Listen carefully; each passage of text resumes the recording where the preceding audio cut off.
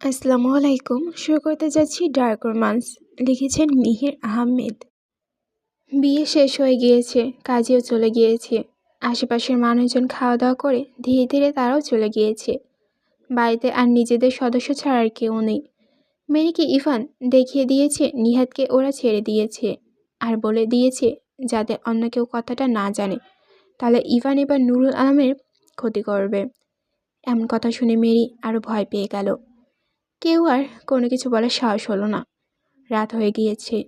Mary নিজের রুমে। চাঁদের আলো জানালা দিয়ে তার রুমে আসছে। সে নিঃশব্দে জানালার দিকে তাকিয়ে আছে। বিয়ে শেষ হয়ে গিয়েছে, কাজেও চলে গিয়েছে। সে এখন নিস্তব্ধ। পরনের জামাটাও এখন ইভানের রক্ত লেগে আছে। তার চোখে টলমল করছে অজানা এক নদীর মতো। ইভানের সাথে তার জীবনটা এমনভাবে জড়িয়ে গেল। প্রথমে ইভানের জন্য অন্য অনুভূতি হলেও এখন শুধু ঘৃণা, আর একটা মানুষ কিভাবে পারল অন্য একটা ক্ষতি করতে মানুষের। তার মনে এখন শুধু ইভানের জন্য ঘৃণা কাজ করছে। যে তার পরিবারের ক্ষতি করতে পারে সে কখনই ভালো মানুষ হতে পারে না। মেরি বসে আছে এক কোনায়।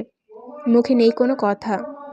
মনে শুধু একটার পর একটা ভাবনা ঘুরছে। সবকিছু কেমন যেন অবিশ্বাসের মতো লাগছে তার কাছে। ঠিক তখনই দরজায় হালকা শব্দ হলো। সে মাথা তুলে তাকালো। দরজার ফাঁকা দিয়ে ঢুকলো তার মা, রোকসানা বেগম। হাতে একটা ছোট থালা, তাতে কিছু ভাত, সামান্য কিছু তরকারি সাজানো। মিনি মার দিকে তাকালো। আলগোছে নিজের চোখের পানি মুছে নিল। রোকসানা বেগম পা টিপে টিপে এগিয়ে এলেন। চোখের কোণে বেয়ে নেমেছে নোনা জল। মায়ের চোখে সেই অশ্রু যেন কথার চেয়েও বেশি ভারী। তিনি মেয়ের সামনে এগিয়ে এসে চুপচাপ বসে পড়লেন। এক মুহূর্তের জন্য কিছু বললেন না, শুধু মেরির মুখের দিকে তাকিয়ে রইলেন নিঃশব্দে। হঠাৎ একটুখানি হাসি টের পেল তার মুখে। তিনি নিচু গলায় বলল, খামা, তুই সারাদিন কিছু খাসনি। কিন্তু মেরি মুখ ফিরিয়ে নিল ধীরে, কিছু বলল না। রোকসানা বেগম বুঝে গেলেন মেয়েটা কষ্ট পেয়েছে। তার যে খুব কষ্ট হচ্ছে। আজ তার মেয়ের সত্যি বিদায় দিতে হবে। একটা মেয়ের বিয়ের পর বিদায়ের ঠিক মুহূর্তে মৃত্যুর মতো লাগে। এই কষ্ট কেউ বোঝে না, শুধু একজন মাই বোঝে। রোকসানা বেগম পাশে বসে আছে অনেকক্ষণ ধরে। ভাতের থালাটা এখন প্রায় ঠান্ডা হয়ে যাচ্ছে, কিন্তু মেয়ের মুখে ভাত দেয়নি। তিনি শুধু তাকিয়ে আছে মেয়ের মুখের দিকে, যে মুখটা একদিন তার কোলে মাথা রেখে হাসতো। আর সেই মুখ একটুখানি প্রাণও নেই। মনের ভিতরে এক অজানা কেউ ধীরে ধীরে বুকে চিরে নিয়ে রক্ত বের করে আনছে মনে হয়, এমন অনুভূতি হচ্ছে। ভালোবাসা, মায়া সব মিলিয়ে কেমন যেন ভারী হয়ে গেছে হৃদয়। চোখে অজস্র স্মৃতি ভেসে উঠেছে। মেরি ছোটবেলা প্রথম স্কুলে যাওয়া, আর সেই হাসিটা যা একসময় পুরো ঘরকে আলোকিত করত। আজও সেই হাসির জায়গা শুধু নীরবতা। তিনি নিজের অজান্তেই মেয়ের চুলে হাত বুলিয়ে দিলেন। গলা ভারী হয়ে এলো, তবু বললেন না কিছু, কারণ তিনি জানেন কিছু ব্যথা আছে যা মুখে বললেও আরও জ্বলে ওঠে। রোকসানা বেগম মনে হলো এই মেয়েটার বিয়ের মানে শুধু নতুন জীবনের শুরু নয়, একটা মায়ের জীবনের শেষও বটে। যেদিন মেয়ে চলে যায় সেদিন মায়ের ঘরটা ফাঁকা হয়ে যায়, কিন্তু তার বুকটা নয়, সেটা ভরে যায় অদৃশ্য শূন্যতায়। তিনি চুপচাপ নিজের আঁচল দিয়ে চোখের জল মুছে নিলেন। মেরি মনে মনে বলল, তার মেয়েটা যে অন্য ঘরে চলে যাচ্ছে, সে এমন নির্বিকার। মেরি মা নিজে আবার মনে মনে বলল, আমার মেয়েটা যেন সারা জীবন সুখে থাকে। তারপর ধীরে ধীরে মেরিকে খাইয়ে দিল। মেরি চুপচাপ খেয়ে নিল। মাকে সে কোনো কথাই বলল না। তার মার যে কষ্টে বুক ফেটে যাচ্ছে সে ভালো করেই জানে। ইভান অনেকবার রোকসানা বেগমকে বলেছে মেরিকে রেখে যেতে। তার মা বাবা আসলেই অনেক কষ্ট পাবে, তার মা বাবা আসলে নিয়ে যেতে। কিন্তু ইভান মানল না। বিয়ে করে বউকে প্রথম রাতে রেখে যাবে, লোকে কি বলবে। না, সে এমন কিছুই করবে না। আর বিয়ে করেছে বউ রাখার জন্য নাকি? সে নিজের কথা দিয়ে সবাইকে বুঝিয়ে দিয়েছে। তার কথা শুনে সবাই মেনে নিতে বাধ্য হয়েছে। রোকসানা বেগম খাইয়ে দিয়ে নিচে চলে গেল। তাকে সবকিছু গোছাতে হবে। বিয়ে শেষ, তাদের নিজেদের বাড়িতে যেতে হবে। কাল সকালে সবাই চলে যাবে। মা চলে যাওয়ার পর মেরি নিজের একটা লেগিংস প্যান্ট আর লং টপস নিয়ে ওয়াশরুমে চলে গেল। একদম ফ্রেশ হয়ে আবার বের হলো।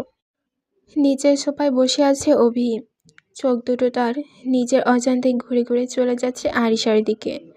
মনে হচ্ছে যেন দৃষ্টিটা বারবার পথ হারিয়ে একই জায়গায় গিয়ে ফিরে আসছে। ওর সেই বেহায়া অথচ অদ্ভুত আকর্ষণময় চোখগুলো আজ যেন নতুন কিছু খুঁজে পাচ্ছে। চেনা মুখ অথচ অপরিচিত একটা নারী সত্তা। অবি আগেও আলিশার কথা শুনেছে, একবার হয়তো দেখেছেও, তখন ছোট ছিল, কিন্তু তেমন করে দেখা হয়নি।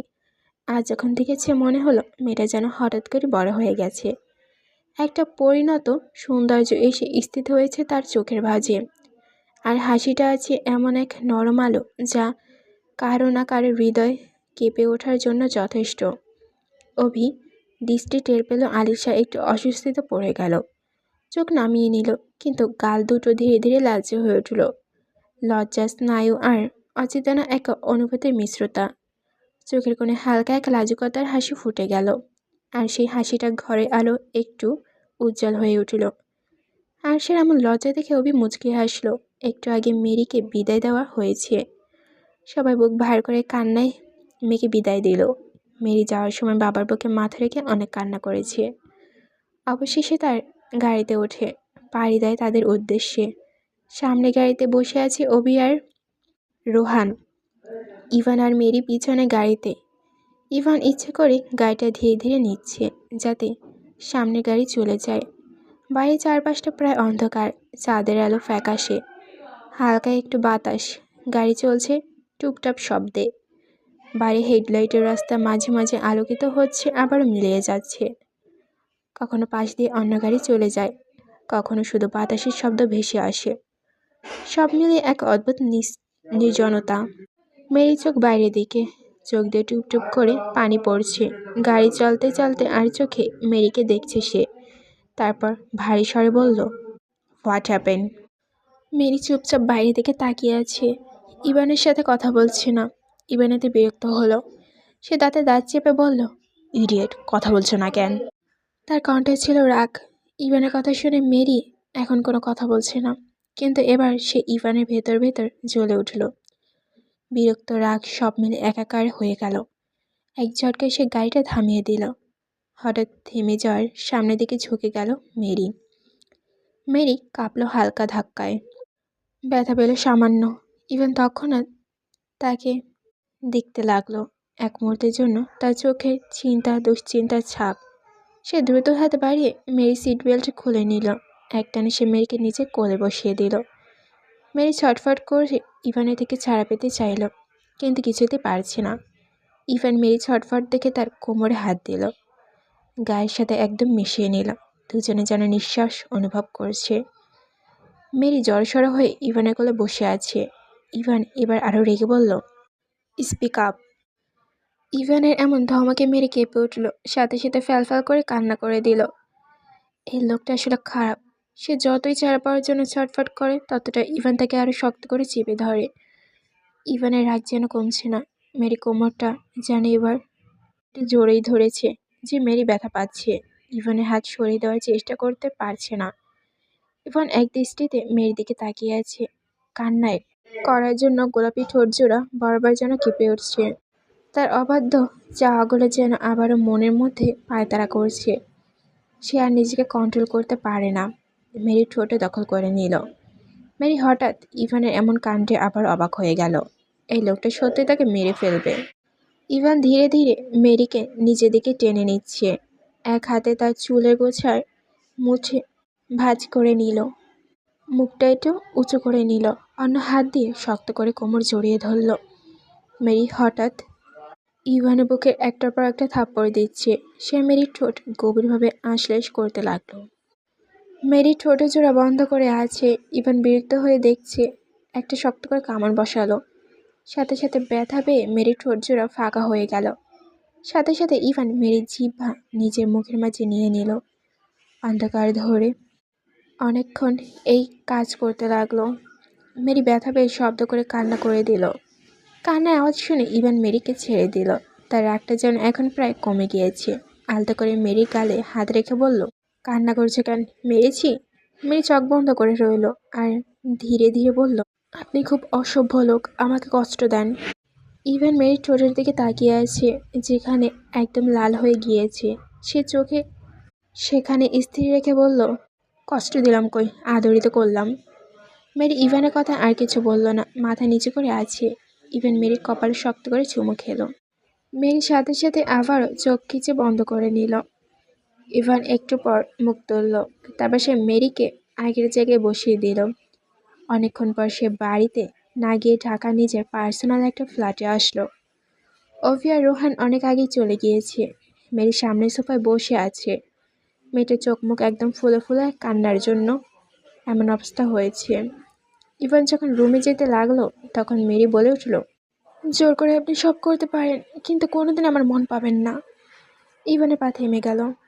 তারপর মেরির দিকে ঘুরে তাকালো। তীক্ষ্ণ চাহনি দিয়ে মেরির পা থেকে মাথা পর্যন্ত তাকিয়ে দুষ্ট একটা হাসি দিয়ে বলল, তোমার শরীরে চাই, মন দিয়ে তো আর খেলা করা যায় না। ইভানের এমন বাজে মন্তব্য শুনে মেরি গা ঘিন ঘিন করেছে। সে বলল, শরীরটাই তো সব আপনাদের কাছে। You are right baby. তাহলে আপনার আর আরিয়ান খানের মধ্যে পার্থক্য কোথায়? তার সাথে আমি আজ এক পুরোপুরি মেরি কথাটা শেষ করতে দিল না ইভান। সে বড় বড় কদমে এগিয়ে গেল। মেরি কাছে এসে গাল চেপে ধরল। এমনভাবে চেপে ধরেছে ব্যথায় কুঁকড়িয়ে উঠছে মেরি। ইভান কথাটা শোনা মাত্রই যেন তার রাগ ধরফর করে বেড়ে উঠল। তার সাথে কিনা এই বাস্টার্ডের মিল দেখাচ্ছে। আর লাস্টে কি বলতে চেয়েছিল? বিছানায় ওই আল্লাহর বান্দিকে সে ছাড়বে না আজ। সে মেরি গাল শক্ত করে চেপে ধরল। খুব শখ না তোর ওই বাস্টার্ডের বিছানায় শোয়ার? আজ তোকে বুঝিয়ে দেব আমি কতটা খারাপ। তোর আজকের এই রাতটা জাহান্নাম করে দিব। আজ রাতে তুই চিৎকার করলেও তুই আমার থেকে ছাড়া পাবি না। এবার দেখবি আমি জানুয়ারি থেকে কতটা খারাপ। এই বলে সে মেরিকে টেনে টেনে রুমের সামনে নিয়ে গেল। সামনে দরজাটা খুলে একটা অন্ধকারের রুমে ধাক্কা দিল মেরিকে। ঢুকিয়ে দরজাটা বন্ধ করে দিল। এই মেয়েটার প্রতি সেকেন্ডে তার রাগ বেড়েই চলেছে। এই জায়গায় অন্য কোনো মেয়ে থাকলে তার সাথে কথা বলার সাহসও পেত না। আজ সে ভালো করে বুঝিয়ে দেবে এই রাতটা কতটা ভয়ঙ্কর হবে। তারপর সে বড় বড় পা ফেলে ফ্ল্যাট থেকে বেরিয়ে গেল। বর্তমান দুপুরে কোমল রোদ জানালা দিয়ে ভেতরে ঢুকছে। আলোটা ধীরে ধীরে গিয়ে পড়ছে মেরির মুখে। চোখের পাতায় সে উষ্ণ আলো পড়তেই সে একটু পিটপিট করে চোখ খুলল। চারপাশে এক অদ্ভুত নিস্তব্ধতা। শুধু জানালার বাইরে একটা পাখির কিচিমিচির ডাক। আর পর্দায় হালকা নড়াচড়া রোদের ছায়া তার গায়ে নাচছে। ইভানের কথাগুলো ভাবতে ভাবতে অনেক আগেই ঘুমিয়ে পড়েছিল। রাতের সমস্ত ক্লান্তি যেন তার চোখে মুখে সহজে চলে এসেছে। কম তো আর সে ধানীলঙ্কার সাথে যুদ্ধ করল না। মনের ভেতর ভাসছে ইভান তার সাথে করা কাজগুলো। কখন সে ঘুমিয়েছে? কালকে রাতে ইভান ঠিক তার ভয়ঙ্কর রূপটা দেখিয়েছে। শরীরটা তার প্রচণ্ড ব্যথা। জানলা দিয়ে আসা রোদ্দুরের আলো যে মেয়ের শরীরে সহ্য করতে পারছে না। পেটটা কেমন ব্যথা করছে। কোমর থেকে শুরু করে পা পর্যন্ত পুরো যেন অবশ্যই আছে। তার সারা শরীরে ইভানে দেওয়া ক্ষতচিহ্ন যেন অগ্নিশিখার মতো ঝলঝল করছে। শরীরে কোনো জায়গা মনে হয় বাদ নেই। কাল রাতে সে নিজের সব কিছু হারিয়েছে। না চাইতেও চোখ থেকে টুপটুপ করে জল গড়িয়ে পড়ল। যে তার পরিবারে ক্ষতি করতে পারে সে মানুষটাকে ঘৃণা ছাড়া কিছু করতে পারে না। এই ছোঁয়া সে চায় না, কিন্তু এই অশুভ লোকটার কাছে সম্পূর্ণ হালাল অধিকার আছে তাকে ছোঁয়ার। সে ওঠার জন্য চেষ্টা করেছে, তখন বুঝতে পারে শরীরে ভারী কিছু আছে। সে চোখ ঘুরিয়ে নিজের পেটের দিকে তাকায়। দেখল ইভান তার পেটে মুখ গুজে ঘুমিয়ে আছে। তাই যেন এটা সহ্য হলো না। সে ইভানকে ধাক্কা দিয়ে সরিয়ে দিতে লাগলো, কিন্তু এক চুলও নাড়াতে পারছে না। ইভান এমন কাছে দেখে তার বিরক্ত হলো। ঘুমের মাঝে ইভান বিরক্ত হলো। পেট থেকে মুখ উঠিয়ে পিট করে চাইল। তার চোখে এখন ঘুম বিদ্যমান আছে। ইভান মেরির অশ্রু ভেজা চোখের দিকে তাকালো, ফাঁকা হেসে বলল, কেমন লেগেছে রাতের ভয়ঙ্কর রূপটা হানি? ঘৃণের রাগে মেরি চোখ দিয়ে পানি আসছে। ছটফট করছে সে নিজেকে ছাড়ানোর জন্য, কিন্তু তার শরীরটা যেন সায় দিচ্ছে না। ব্যথা প্রচণ্ড কাত হয়ে আছে। ইভান ধীরে ধীরে মেরির মুখের দিকে ঝুঁকে আসলো। মেরি ইভানের দৃষ্টি দেখে ঢোক গিলল, তারপর চোখগুলো অন্যদিকে সরিয়ে নিল। ইভান এটা দেখে বাঁকা হাসলো। তারপর সে মেরির গলা মুখ গুজিয়ে দিল। মেরি আবারও ছটফট করতে লাগলো। ইভান সেখানে প্রথমে একটা শক্ত করে কামড় দিল। মেরি চোখ খিচে বন্ধ করে নিল। আর চোখে ইভান চাইল সেখানে লাল হয়ে গিয়েছে। আর মেরি গলায় আশেপাশে সব জায়গাতেই লাভ ফাইটের চিহ্নগুলো আছে। ইভানের কামড়ের জায়গায় আলতো করে ঠোঁট আবারও ছুঁয়ে দিল। একটু একটু করে সে নিজের জিহ্বার কোণা দিয়ে আলিশ করতে লাগলো। মেরি বিছানায় চাঁদের খামচে ধরেছে। সে সত্যি আর ইভানকে সামলাতে পারছে না। তার ছোট শরীরটা আর এতটুকু শক্তি নেই। ইভান সেখানে এবার চুমু খেলো। মেরি গলা যে আবারও পুরোপুরি মুখ গুজে দিল আর ডিপভাবে আইলিশ করতে লাগলো। একটু চুষে দিচ্ছে তো একটু লোহন করছে। কাজ বহাল রেখে ধীরে ধীরে তার হাত চলে গেল মেরির নাভির দিকে। সে আবারও নিজের কন্ট্রোল হারাচ্ছে।